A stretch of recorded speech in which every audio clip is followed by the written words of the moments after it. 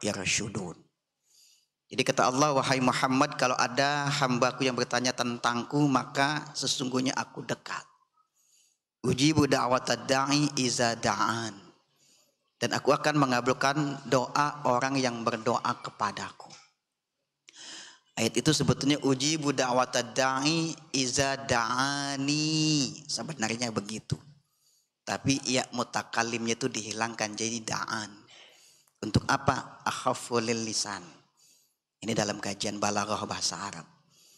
Jadi Allah akan mengabulkan doa orang yang berdoa kepadanya.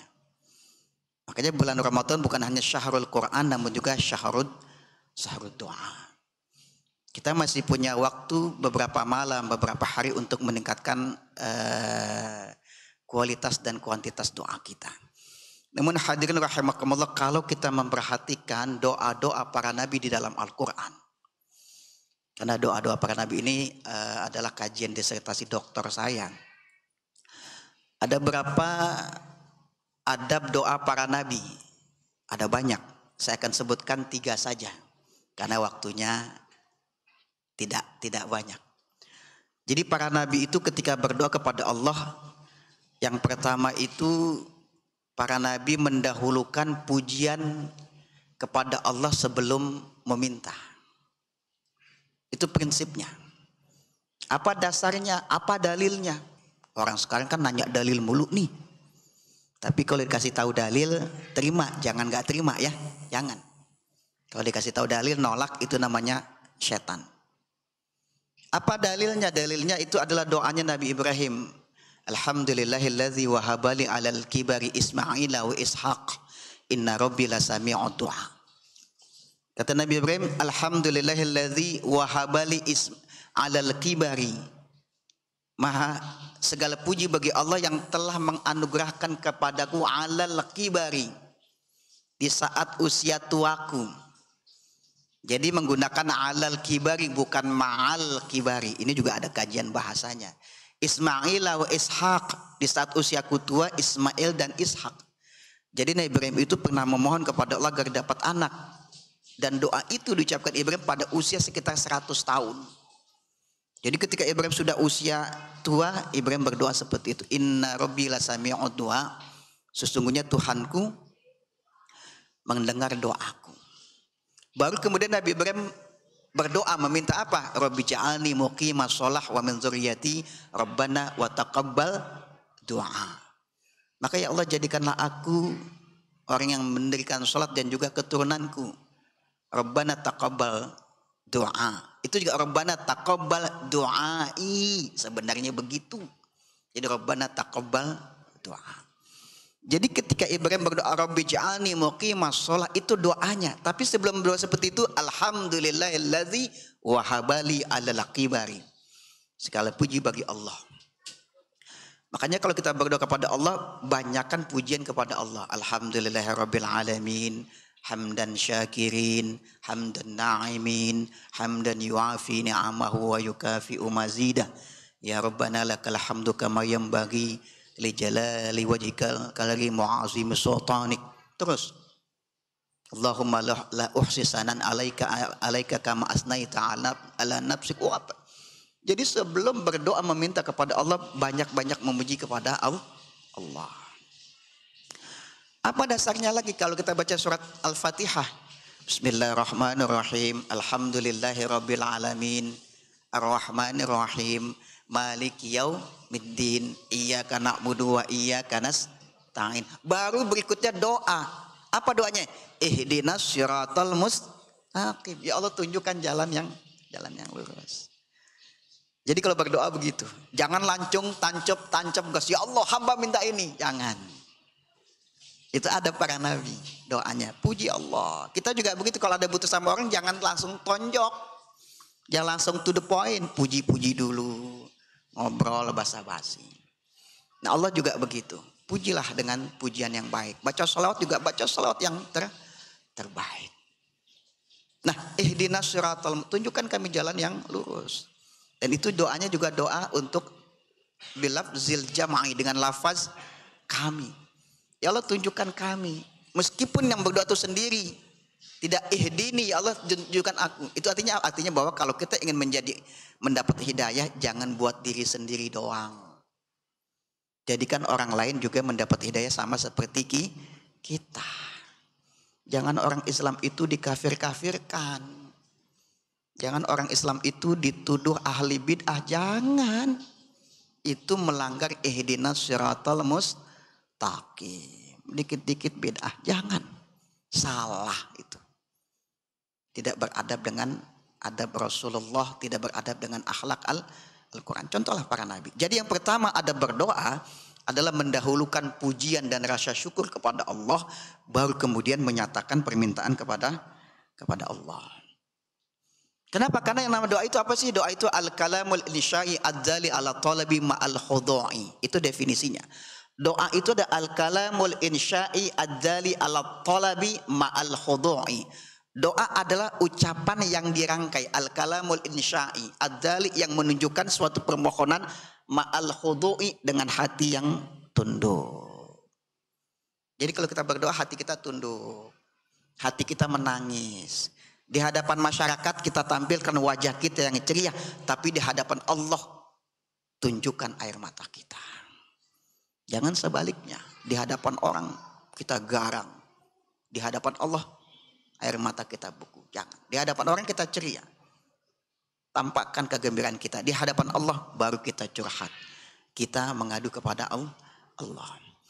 Yang kedua adalah sebelum kita meminta kepada Allah, hendaknya kita memohon ampun, baru meminta.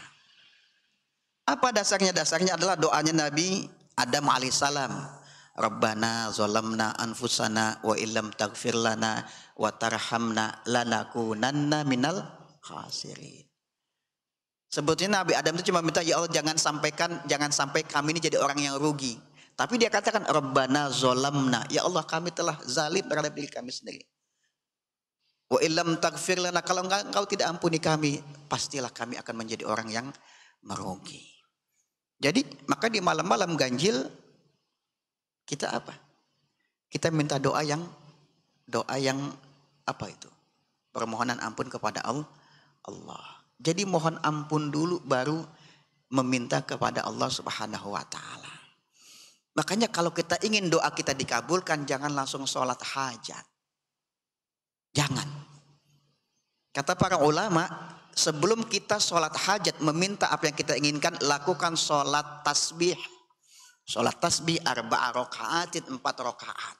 Kalau malam 2 rakaat salam, kemudian 2 rakaat salam. Kalau siang 4 rakaat langsung 1 kali salam. Kenapa didahulukan dengan sholat tasbih? Karena sholat tasbih itu menghapus 10 dosa kita. Dosa yang pertama, dosa yang akhir. Dosa yang kecil, dosa yang besar. Dosa yang baru, dosa yang lama. Dosa yang sengaja, dosa yang tidak sengaja. Dosa yang terang-terangan, dosa yang sembunyi-sembunyi. 10 macam dosa itu kita lakukan. Tapi kalau kita lakukan sholat tasbih, 10 macam doa itu hapus. Dan kalau dosa kita hapus, doa kita pun lebih mudah dikabulkan. Makanya lakukan sholat tasbih. Kalau bisa 1 minggu sekali. Kalau tidak bisa 1 bulan sekali. Kalau tidak bisa 1 tahun sekali. Kalau tidak bisa juga, ini kebangetan. Cukuplah 1 kali seumur hidup. Jadi yang belum pernah, belajar. Itu kata Nabi. Kalau engkau tidak bisa, 1 kali saja seumur hidupmu. 10 macam dosa itu dihapuskan oleh Allah Subhanahu wa ta'ala. Makanya pada malam-malam ganjil yang kita minta apa? Allahumma innaka afun. Bukan Allahumma innaka ghafurun, Allahumma innaka ghafarun, bukan. Yang kita itu al-afu, pemaafan. Al-afu itu lebih tinggi dibanding al-ghafur dan al-ghafar. Kalau al-ghafar itu, Allah itu mampu mengampuni kita sesering kita melakukan kesalahan. Kita hari ini salah, Allah ampuni. Besok salah, Allah ampuni terus. Itu al-ghafar. Kalau al-ghafur, Allah mampu mengampuni kita sebatas yang paling jauh. Tapi al-ghafar dan al-ghafur maknanya hanya menutupi dosa kita. Nanti di akhirat dosa kita tetap diperlihatkan, enggak hilang. Jadi nanti kalau kita disidang, kalau di dunia itu disidangkan kita dipertontonkan, dipermalukan di hadapan Allah enggak? Di akhirat nanti dipanggil, ya abdi ta'al, wahai hambaku sini. Allah hisab, datang di hadapan Allah. Allah turunkan tirai, yang di sana enggak kelihatan kita. Luar biasa Allah. Allah mengadili kita, orang lain enggak tahu. Kata Allah, ya abdi amil takaza wa kaza fi yaumi kaza wa kaza. Hambaku, ingatkah engkau pernah melakukan begini begitu pada hari ini, tempat ini. Kata sang hamba, benar ya Allah. Kata Allah, fa'alam inni qad ghafartu laka. Ketahuilah, saat ini aku ampuni dosamu. Saat mendengar itu hamba bersujud kepada Allah. Saat hambanya bersujud, Allah angkat tirai itu. Sehingga orang yang di sana, Masya Allah, itu orang hari kiamat dalam seperti ini masih sujud di hadapan Allah. Padahal habis disidang. Itulah Allah. Allah gak suka bongkar aib. Makanya kita jangan bongkar aib orang. Jadi kalau kita tutup aib orang, Allah tutupi aib kita. Itulah Allah. Tapi kalau al-afu itu al-ghafar dan al-ghafur, dosa ini tetap terlihat, dikasih lihat. Tapi kalau ada al-afu, Allahumma innaka afun, itu al-afu kata Al-Ghazali adalah al-mahwu wa izalatul athar, menghapus dan menghilangkan jejak. Jadi kalau kita melakukan kesalahan, kalau Allah sudah maafkan, itu dosanya udah hilang. Termasuk efek buruk dari dosa kita, bahkan hilang dari catatan malaikat. Makanya kita minta apa? Allahumma innaka afun tuhibbul afwa fa'an. Ya Allah, engkau maha pemaaf dan engkau senang memberikan pemaafan. Maka maafkanlah kami. Maka nanti bulan puasa, mohon maaf lahir dan batin. Jangan dipersoalkan lagi. Minal a'idin wal faizin, bukan sunnah Nabi. Maaf lahir batin, PA. Serius. Gak mencontoh akhlaknya Allah. Allahumma innaka afun. Kan udah begitu doanya. Segala begitu yang recehan dipersoalin. Mana nilai ibadah puasa kita? Ini saya harus keras yang seperti ini. Kenapa ada orang-orang yang memang beragamanya itu hanya beragama kulitnya saja. Dia tidak meneladani akhlak Rasul, tidak meneladani akhlak Allah Subhanahu wa ta'ala. Jadi mohon ampun dulu, baru kemudian nyatakan permohonan kepada Allah. Dan yang ketiga, di antara adab doa para nabi adalah kita beribadah penuh harap dan cemas, khusyuk dan segera melakukan kebaikan. Apa dasarnya? Di dalam Al-Quran ada surat ke-21, namanya surat Al-Anbiya, surat para nabi. Kenapa? Karena di dalamnya banyak perjuangan para nabi, Nabi Hud, Nabi Nuh, macam-macam. Makanya surat Al-Anbiya. Nah, di antara ayat-ayat rangkaian itu ada nabi yang 4 nabi yang doanya itu dikabulkan. Nabi Nuh, Nabi Yunus, Nabi Zakaria, dan juga Nabi Ayub. Itu 4. Menggunakan fastajabna. Ketika berdoa kata Allah fastajab, selalu fastajabna. Kalau dalam bahasa Arab fa di situ fa lit ta'qib. Fa yang menandakan bahwa itu setelah itu langsung segera dikabulkan. Contohnya doanya Nabi Yunus. Wa zannuni izzahaba mughadiban fazanna allan naqdir alaihi fanada fil zulumati alla ilaha illa anta subhanaka inni kuntu minadh zalimin. Ingatlah kisah Zunnun, Nabi Yunus. Zunnun itu ikan nun yang ditelan oleh ikan nun. Dia sudah keluar dari kaumnya dalam keadaan marah dan dia ditelan ikan nun.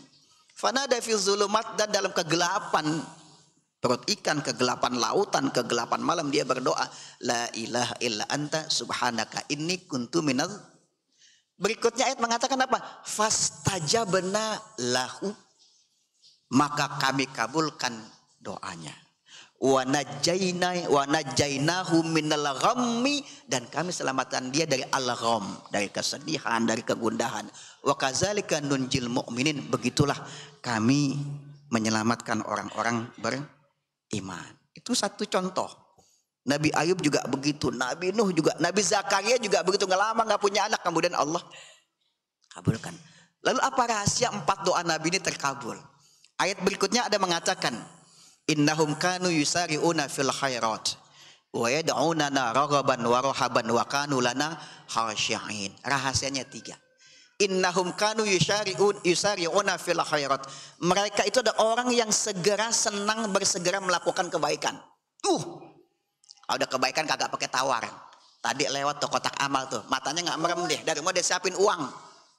Begitu besok malam ya, bawa uang kalau ke masjid, meskipun hanya 1.000.